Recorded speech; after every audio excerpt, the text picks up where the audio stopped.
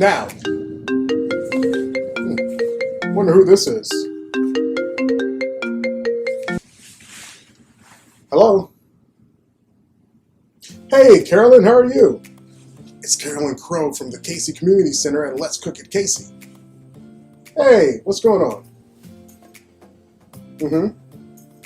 All right. We'll be right over.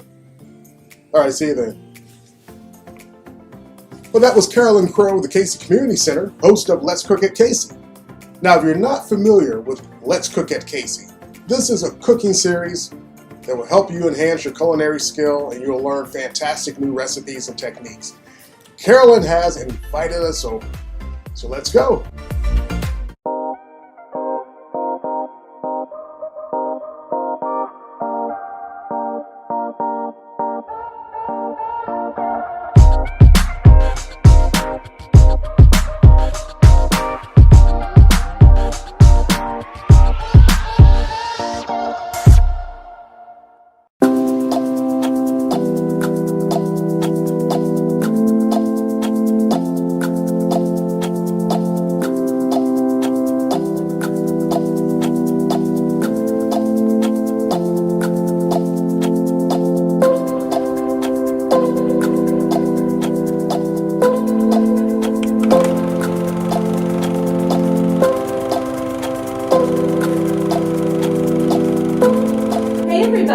Carolyn Crow here from the Let's Cook at Casey program. I'm bringing you a very special Active Aging Expo edition of Let's Cook at Casey at home. Welcome to my home.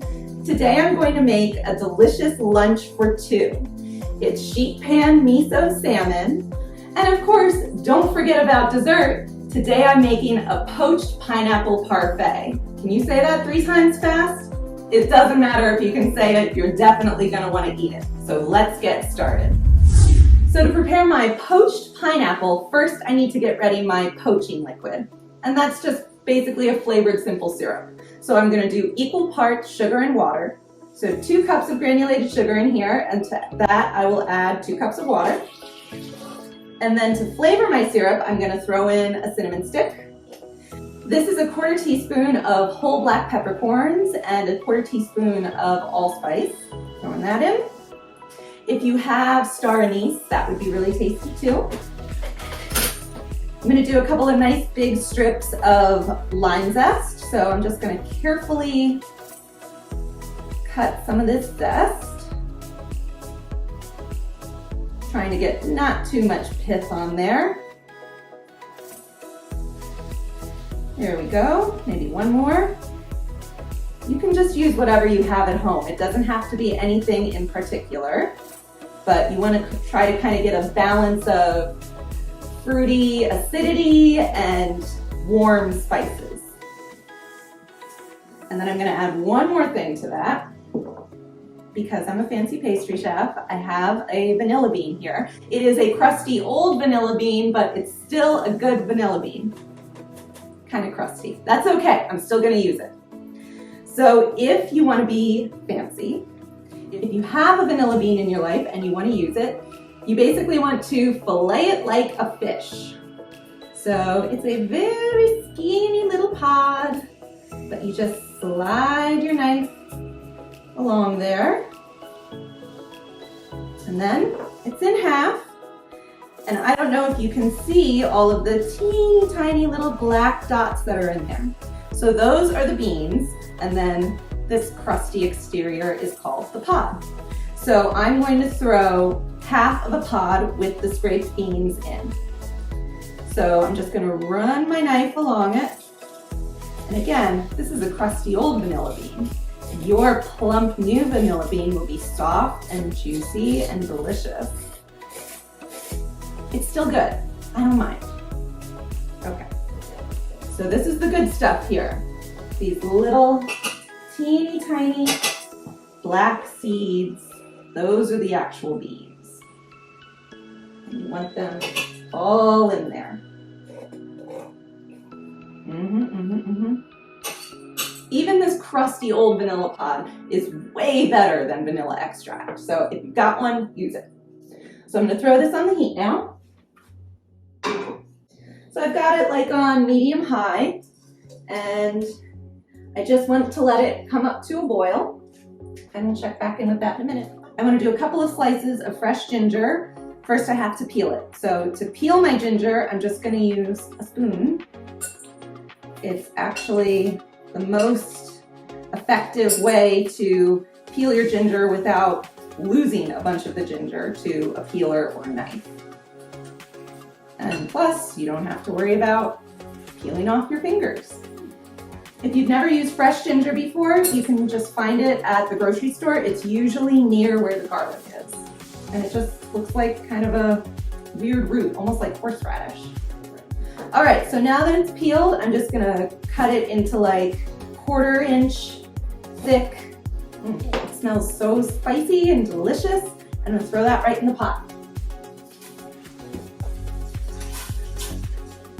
So while that's coming up to a boil, I'll start breaking down my pineapple. You wanna use fresh pineapple for this, guys. And you want your pineapple to smell really fragrant. Some people say that to choose a pineapple, you want to try to like pull out one of these, what are these called, leaves? I think they're called leaves. You want to try to pull out a leaf and it comes out easily, then that means it's ripe. Some people say that if you have a nice clean break down here, that means it was picked when it was really ripe. But the best way to choose a pineapple is just by smell. If it smells pineapple-y, it's ready for you to enjoy. So I'm just gonna cut off its head. Sorry, pineapple. And now I have a relatively flat surface to work with. I can hear my pot starting to boil. I'm gonna go give it a stir.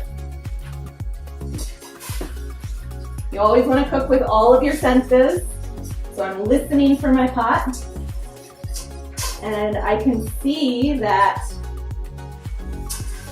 the sugar is just about all dissolved. There's a little bit lurking over here.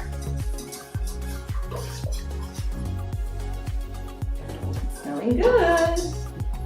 So I'm gonna let that simmer for about 2 minutes just to let the flavors start to meld a little bit. And while I do that, I'm going to keep working on my pineapple. So I'm using a nice big serrated knife. This is my bread knife. I love it very much. It's been with me for many years. And I'm just taking off as little of the exterior as possible. Now, I still want to get all these eyes off. All right, now you have a choice to make. You get to decide how you want your pineapple to be cut for your parfaits. Do you want chunks or slices? I kind of like it either way. Either way, you're gonna start by sort of cutting around the core here. You can see the core right in the center. So I'm just gonna cut around it, leaving maybe about 1/4 inch on each of the 4 sides, and then just cut it into like a 1/4 inch slice. And then when you poach it, it'll get really soft and you'll be able to sort of bend it like a ribbon. Fancy. But I think instead today I'm actually going to do it in chunks. So I want about 1 inch size chunks.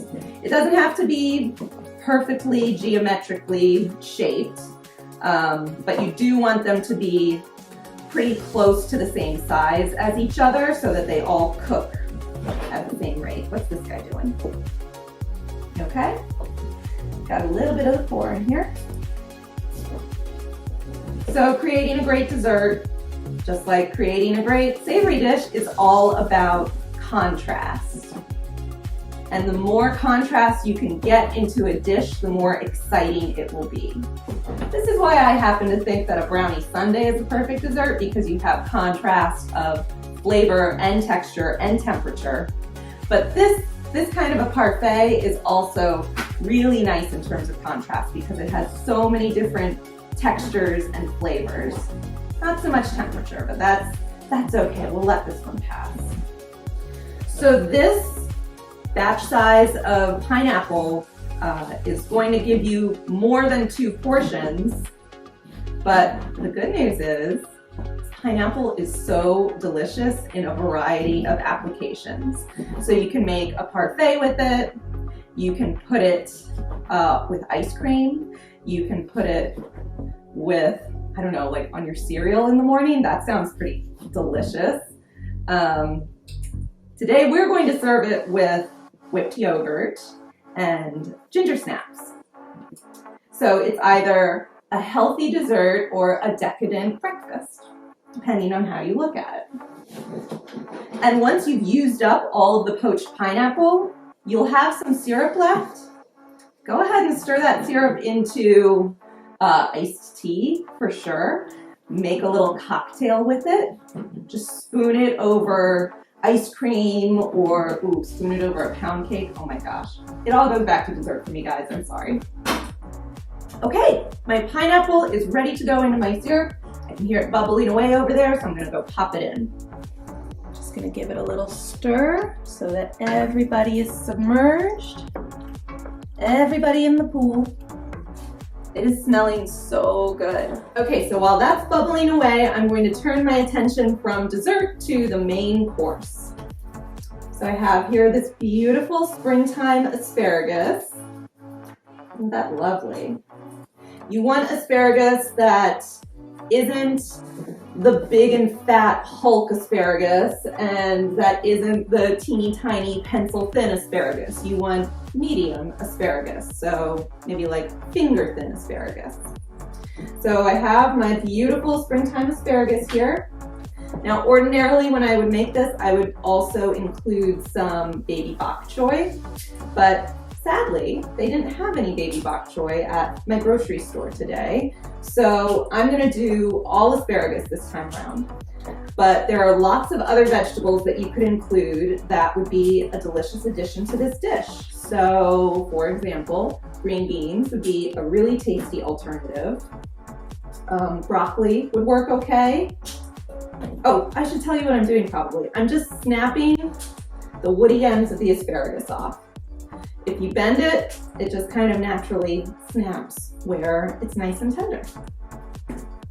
So definitely baby bok choy is a delicious addition to this dish. If you do see baby bok choy at the market, you're gonna use just half a pound of asparagus and then use one large baby bok choy. Just cut it in half and clean it and throw it on the pan. It's nice and tender and leafy. And I'm a little sad that we don't have it today. Can you tell I'm a little sad? It's okay, I'll be okay. I'll get over it. Sugar snap peas would also be delicious.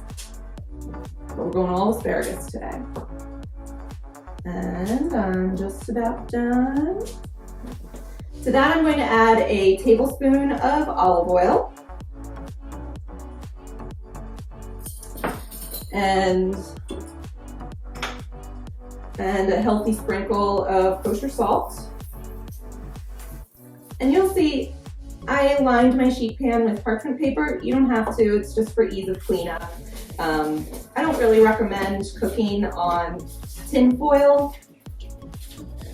So parchment, yes, tin foil, no. And just skip it if you don't have parchment. So once everything is all tossed together, I'm gonna push my asparagus to the sides. And you wanna keep it in a nice single layer so that they have a little bit of space. So my timer just went off for the pineapple. I'm just gonna poke it and see if it's tender. I think it could use another minute. Okay, asparagus is ready to rock. It's time for our salmon. Okay, so for the miso glaze, we're going to start with a little honey, 2 tablespoons.